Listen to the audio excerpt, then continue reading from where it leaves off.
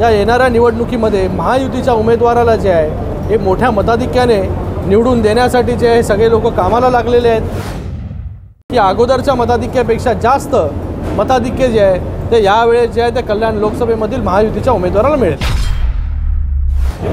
आज कल्याण लोकसभेमध्ये कल्याण डोंबिवलीमध्ये पण कल्याण पूर्व, कल्याण ग्रामीण आणि डोंबिवली त्याचा डोंबिवली जिमखान्यामध्ये जो आहे तो त्या ठिकाणी राष्ट्रवादी काँग्रेस कार्यकर्त्यांचा मेळावा संपन्न झाला।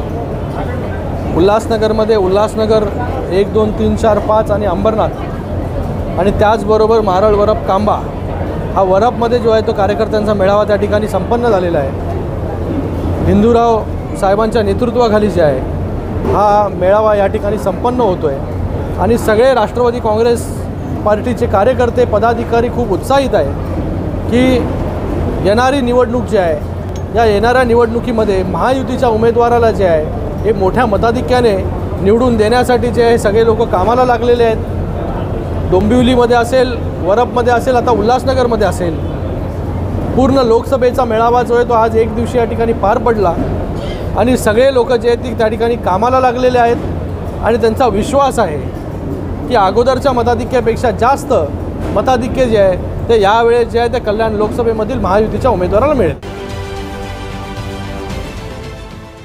देश विदेशातील प्रत्येक घडामोडींचे लाईव्ह अपडेट मिळवण्यासाठी आता साम टीव्हीच्या सर्व सोशल मीडिया प्लॅटफॉर्मला लाईक, फॉलो आणि सबस्क्राईब करा। तसंच सर्व नोटिफिकेशनसाठी बेल आयकॉन प्रेस करायला विसरू नका।